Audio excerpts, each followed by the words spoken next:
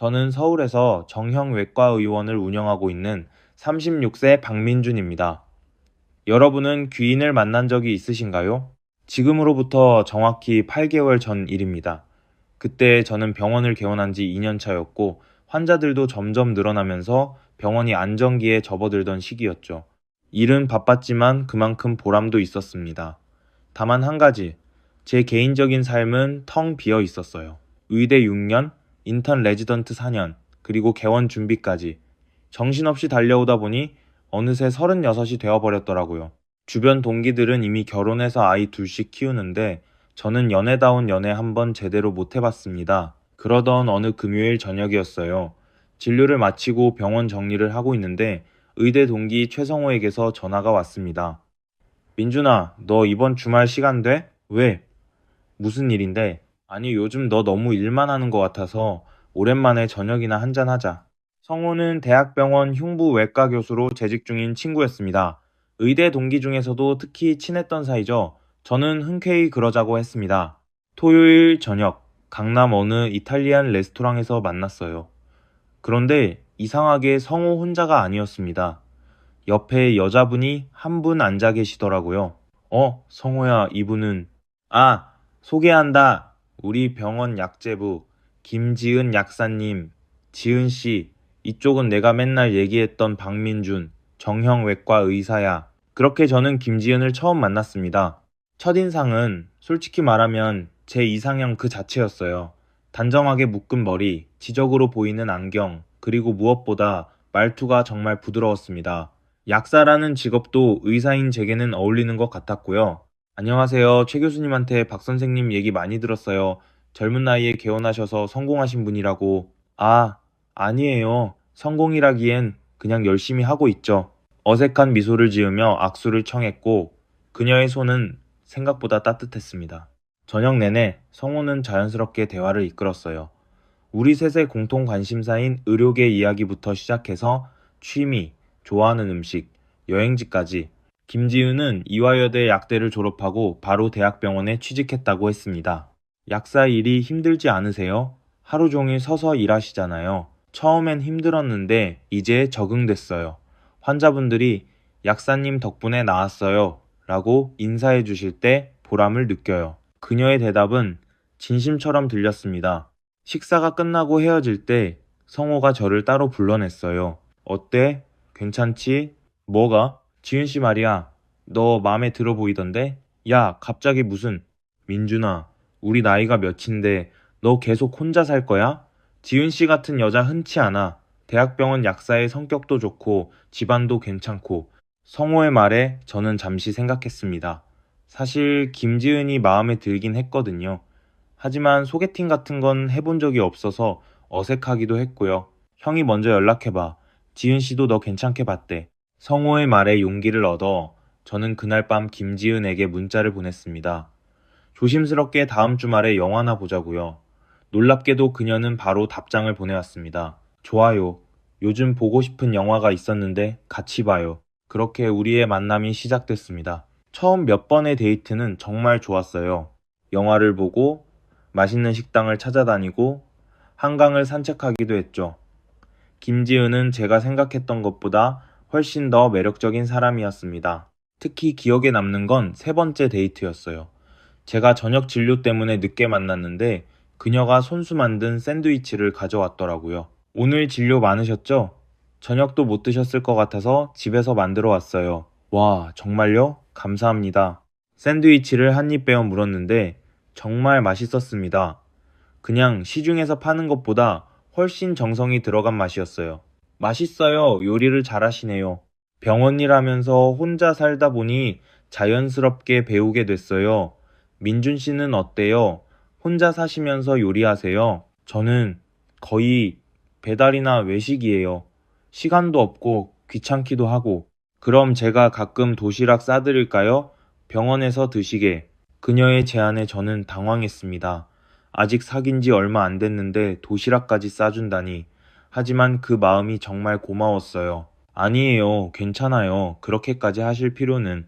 아니에요. 제가 하고 싶어서 하는 거예요.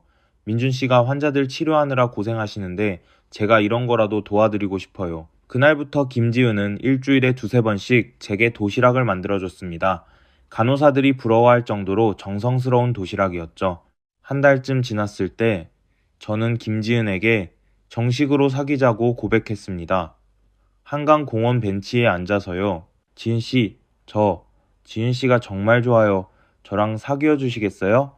김지은은 잠시 저를 바라보더니 미소를 지었습니다. 저도 민준 씨가 좋아요. 잘 부탁드려요. 그렇게 우리는 연인이 됐습니다.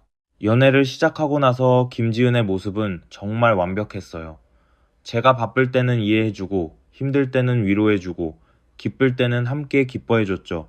병원 일로 데이트 약속을 취소해도 한 번도 불평하지 않았습니다. 민준 씨 일이 중요하잖아요. 환자분들이 기다리시는데 제가 뭐라고 해요? 다음에 봐요. 이런 그녀의 태도에 저는 점점 더 빠져들었습니다. 3개월쯤 지났을 때 김지은이 부모님을 소개하고 싶다고 했어요. 인천에 계신다며 주말에 같이 가자고요. 벌써요? 아직 사귄 지 얼마 안 됐는데. 민준 씨, 저는 진지해요. 그냥 연애만 하려고 만난 게 아니에요. 결혼을 생각하고 만났어요. 그녀의 진지한 표정에 저도 마음을 먹었습니다. 사실 저도 김지은과 결혼을 생각하고 있었거든요. 그 주말, 인천에 있는 김지은 부모님 댁을 방문했습니다. 송도 신도시에 있는 깔끔한 아파트였어요. 김지은 아버지는 중소기업 임원을 하시다 은퇴하셨고, 어머니는 전업주부셨습니다. 어서 오세요. 지은이한테 얘기 많이 들었어요. 김지은 어머니는 따뜻하게 맞아주셨어요. 준비하신 음식도 정성스러웠고요. 지은이가 약사일하면서 고생이 많은데 좋은 분 만나서 다행이에요. 박 선생님, 우리 딸 잘 부탁드려요. 아니에요. 제가 오히려 지은 씨한테 잘해야죠. 식사 내내 분위기는 화기애애했습니다. 김지은 아버지도 제 병원 이야기에 관심을 보이셨고요. 집으로 돌아오는 길, 김지은이 제 손을 꼭 잡았습니다. 민준 씨, 오늘 고마워요.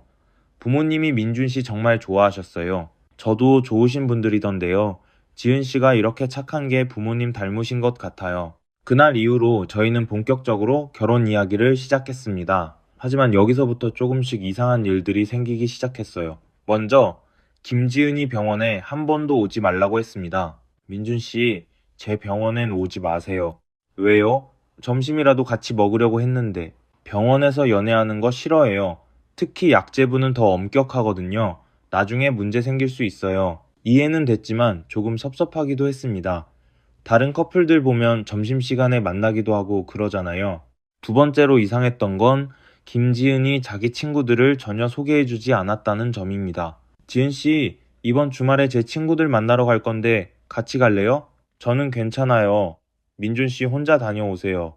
그럼 지은 씨 친구들도 한번 만나고 싶은데 제 친구들은 다들 바빠서 시간 맞추기가 힘들어요. 나중에 결혼하고 나서 소개할게요. 묘하게 피하는 느낌이었지만 저는 별로 신경 쓰지 않았습니다. 사람마다 스타일이 다를 수 있으니까요. 세 번째는 김지은이 사는 곳이었습니다. 구로구에 있는 작은 원룸이었는데 대학병원 약사치고는 너무 열악해 보였어요. 지은 씨, 병원이 강남인데 여기서 출퇴근하면 너무 멀지 않아요? 괜찮아요. 전철로 다니면 되는걸요. 월세도 싸고. 병원 근처로 이사하는 게 어때요? 제가 도와드릴게요. 아니에요. 여기 살던 곳이라 정이 들었어요. 결혼하면 어차피 나갈 거잖아요. 그녀의 대답은 합리적이었지만 뭔가 석연치 않은 구석이 있었습니다. 하지만 저는 이런 작은 의심들을 무시했어요. 김지은이 너무 좋았거든요. 그리고 결혼 준비가 본격화되면서 그런 생각들은 머릿속에서 사라졌습니다. 5개월째 되던 날 저는 김지은에게 프러포즈를 했습니다. 예식장도 예약하고 양가 상견례 날짜도 잡았어요. 제 부모님도 김지은을 정말 좋아하셨습니다. 민준아, 지은 씨 참 괜찮은 여자다. 너 복 받았어. 어머니의 말씀에 저도 웃으며 대답했죠. 엄마, 저도 그렇게 생각해요. 아버지는 신혼집으로 강남에 있는 아파트를 마련해 주셨습니다. 시세로 12억 정도 하는 곳이었어요. 민준아, 네가 병원 개원하면서 고생 많이 했잖아. 이건 아빠가 너희한테 주는 선물이야. 아버지, 감사합니다. 김지은도 정말 기뻐했습니다. 신혼집을 보러 갔을 때 눈물까지 글썽이더라고요. 민준 씨, 저 이렇게 좋은 집에서 살아도 돼요? 너무 과분해요. 우리 집이잖아요. 당연하죠. 그날 김지은은 신혼집 인테리어 계획을 세우며 정말 행복해 보였습니다. 결혼식 날짜는 6월 첫째 주로 잡았어요. 그리고 그 한 달 전 웨딩 촬영을 하기로 했죠. 촬영 당일 저는 아침 일찍 스튜디오에 도착했습니다. 김지은은 메이크업 때문에 더 일찍 와 있었고요. 신랑님, 이쪽으로 오세요. 헤어 먼저 해드릴게요. 스태프의 안내를 받아 헤어 디자이너에게 갔습니다. 헤어를 하는 동안 저는 오늘 촬영이 잘 되길 기대했어요. 1시간쯤 지났을 때 담당 포토그래퍼가 왔습니다. 신랑님, 신부님 메이크업이 조금 더 걸릴 것 같아요. 잠시 대기실에서 기다려주세요. 저는 대기실로 이동했습니다. 넓은 소파에 앉아 커피를 마시며 핸드폰을 보고 있었죠. 그때였습니다. 복도 쪽에서 누군가 다가오는 소리가 들렸어요. 스튜디오 실장님이었습니다. 40대 중반쯤 되어 보이는 여성분이었는데 표정이 심각해 보였습니다. 박 선생님, 잠깐 말씀 좀 드려도 될까요? 네, 무슨 일이세요? 실장님은 주변을 살피더니 조용히 말했습니다. 사실은 신부님께서 메이크업실 밖에서 전화 통화를 하시는데 제가 우연히 듣게 됐어요. 전화요? 네. 처음엔 그냥 지나치려고 했는데 통화 내용이 선생님께서 들으셔야 할 것 같아서요. 실장님의 말에 저는 불안한 예감이 들었습니다. 무슨 내용인데요? 제가 녹음을 했습니다. 죄송하지만 이건 선생님이 직접 들으시는 게 나을 것 같아요. 실장님은 핸드폰을 꺼내 녹음 파일을 재생했습니다. 처음엔 잡음만 들렸어요. 하지만 곧 익숙한 목소리가 들려왔습니다. 김지은이었습니다. 언니, 나 지금 웨딩 촬영 왔어. 드디어 오늘이야. 상대방의 목소리는 들리지 않았지만 김지은의 대답은 선명했습니다. 12억짜리 아파트? 당연하지. 강남이야, 강남. 앞으로 더 오를 거라고. 그거 반만 받아도 6억인데 뭐. 저는 숨이 쉰는 것 같았습니다. 3년? 그 정도면 충분하지. 이혼하고 나서 위자료랑 재산분할 받으면 완전 대박이야. 의사 남편 타이틀도 있으니까 재혼도 더 좋은 사람 만날 수 있고. 김지은의 웃음소리가 녹음해서 들렸습니다. 약사? 아, 그거 거짓말이야. 나 약사 아니야. 성우 오빠가 그렇게 말하라고 했어. 이화여대 약대? 그것도 거짓말이고. 나 전문대 나왔어. 세상이 무너지는 기분이었습니다. 성우 오빠? 당연히 반씩 나눠 갖기로 했지. 얘가 소개팅 주선해준 거니까 나중에 내가 받은 돈에서 30% 주기로 약속했어. 녹음은 거기서 끝났습니다. 저는 말을 잃었습니다. 손이 떨렸고 머리가 하얘졌어요. 선생님, 괜찮으세요? 실장님의 목소리가 멀게 들렸습니다. 이게 정말입니까? 제가 직접 들었어요. 메이크업실 복도 끝에서 통화하시길래 우연히 들었는데 내용이 너무 심각해서 녹음을 했습니다. 선생님께 알려드려야 한다고 생각했어요. 저는 실장님께 녹음 파일을 제 핸드폰으로 보내달라고 했습니다. 고맙습니다. 정말, 정말 감사합니다. 선생님, 오늘 촬영은 취소해 주세요. 제가 비용은 다 물어드릴게요. 저는 비틀거리며 일어났습니다. 김지은을 만나야 했어요. 아니, 그 전에 먼저 해야 할 일이 있었습니다. 스튜디오를 나와 차에 탔습니다. 그리고 최성호에게 전화를 걸었어요. 민준아, 왜?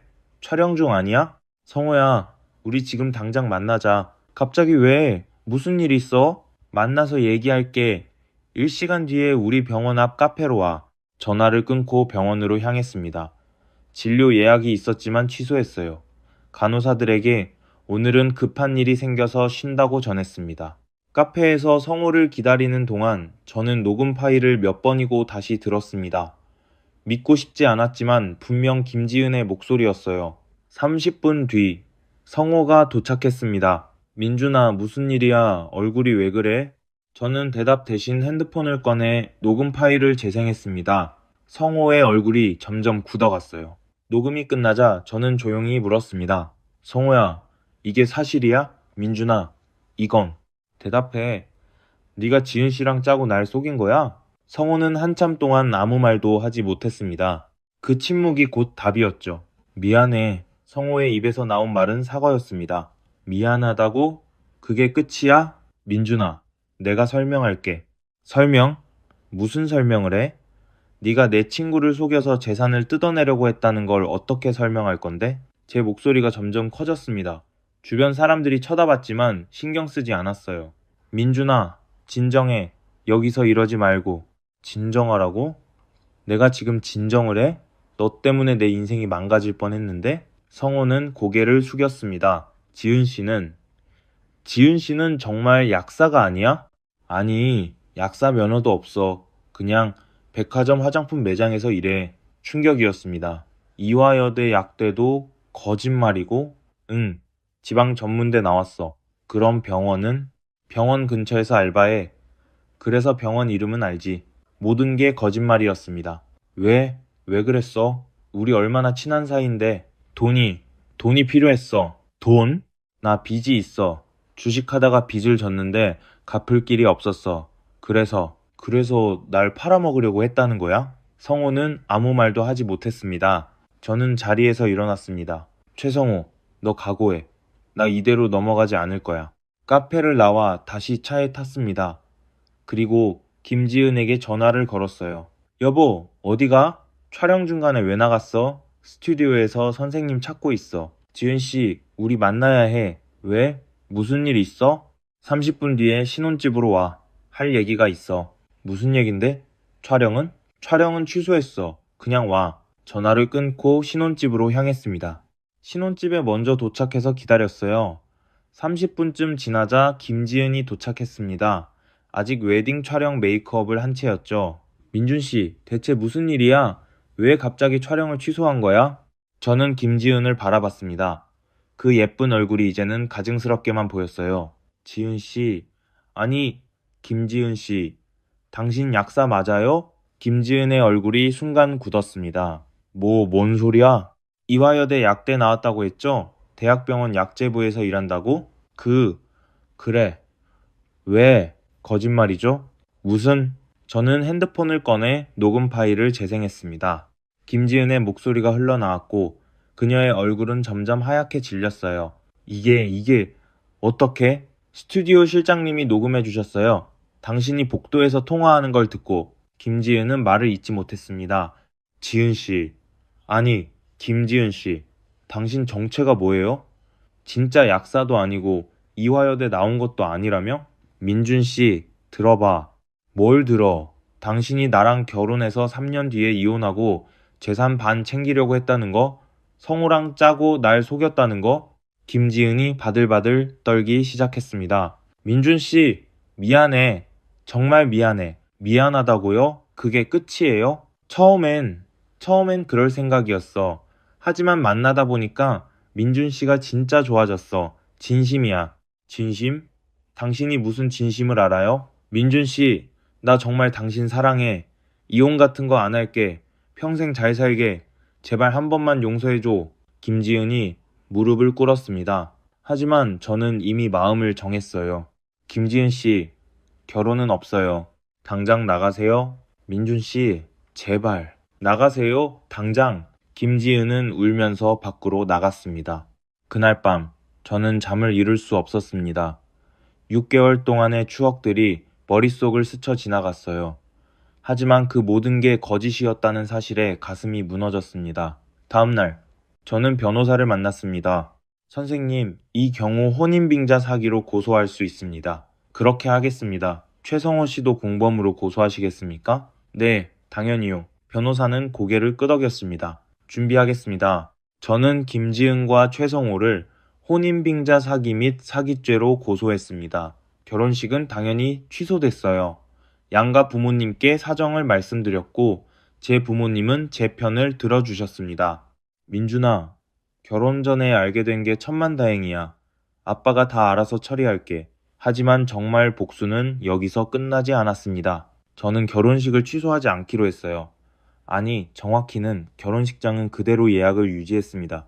변호사님, 제가 하고 싶은 게 있는데요. 무엇입니까? 결혼식 당일, 하객들 앞에서 진실을 공개하고 싶습니다. 변호사는 잠시 생각하더니 말했습니다. 법적으로는 문제 없습니다.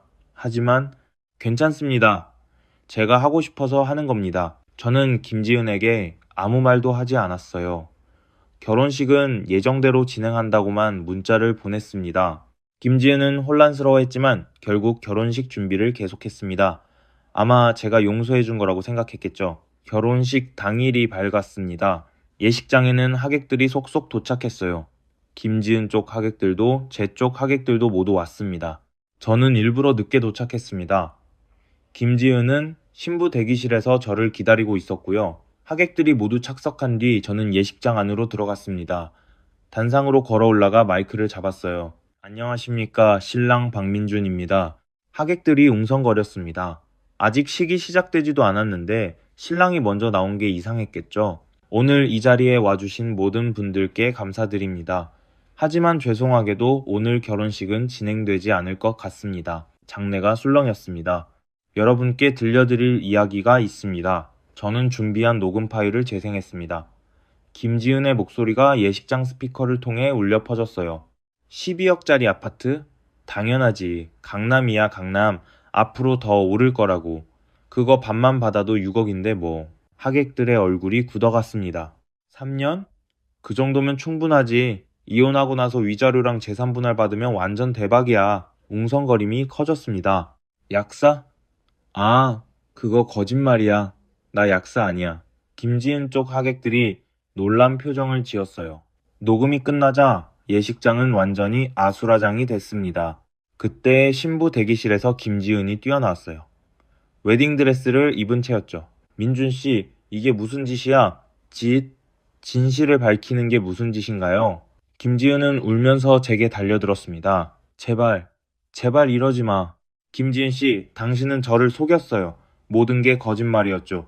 약사 면허도 없고 이화여대 나온 것도 아니고 하객들 사이에서 탄식이 흘러나왔습니다. 저 여자가 진짜 사기꾼이었네. 결혼해서 재산 뜯어가려고 했다고? 세상에 이런 일이. 김지은의 부모님도 충격을 받은 표정이었어요.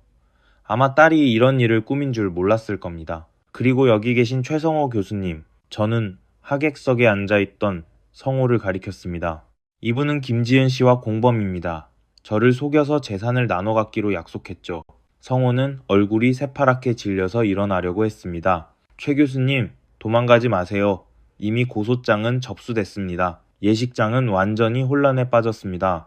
저는 마이크를 내려놓고 예식장을 나왔습니다. 뒤에서 김지은의 울음소리가 들렸지만 돌아보지 않았어요. 그로부터 6개월이 지났습니다. 재판 결과 김지은과 최성호는 혼인빙자 사기 및 사기죄로 유죄 판결을 받았습니다. 벌금형이었지만 둘 다 사회적으로 매장당했죠. 최성호는 병원에서 해고됐고 김지은은 백화점에서도 잘렸습니다. 저는 그들에게서 받은 위자료로 스튜디오 실장님께 감사의 뜻을 전했습니다. 실장님, 정말 감사합니다. 실장님이 아니었으면 저 큰일 날 뻔했어요. 아니에요. 당연한 일을 했을 뿐이에요. 이거라도 받아주세요. 저는 봉투를 건넸지만 실장님은 손사래를 치셨어요. 아니에요. 이런 건 받을 수 없어요. 그럼 제가 달리 보답할 방법이 없을까요? 실장님은 잠시 생각하시더니 말씀하셨습니다. 선생님, 나중에 좋은 분 만나셔서 행복하게 사시는 게 제게는 가장 큰 보답이에요. 그 말에 저는 고개를 끄덕였습니다. 지금 저는 다시 일에 집중하고 있습니다. 병원도 점점 커지고 있고 환자들도 많아졌어요. 연애? 당분간은 생각 없습니다. 사람을 믿는 게 두렵거든요. 하지만 언젠가는 다시 시작할 수 있을 거라 믿습니다. 진짜 저를 사랑해주는 사람을 만날 수 있기를. 여러분께 드리고 싶은 말은 이겁니다. 결혼은 신중해야 합니다. 사랑만으로는 부족해요. 상대방을 제대로 알아야 합니다. 그리고 주변에 진짜 귀인이 있다면 꼭 감사함을 표현하세요. 저에게 스튜디오 실장님이 그랬던 것처럼요. 긴 이야기 들어주셔서 감사합니다. 여러분 모두 행복하시길 바랍니다.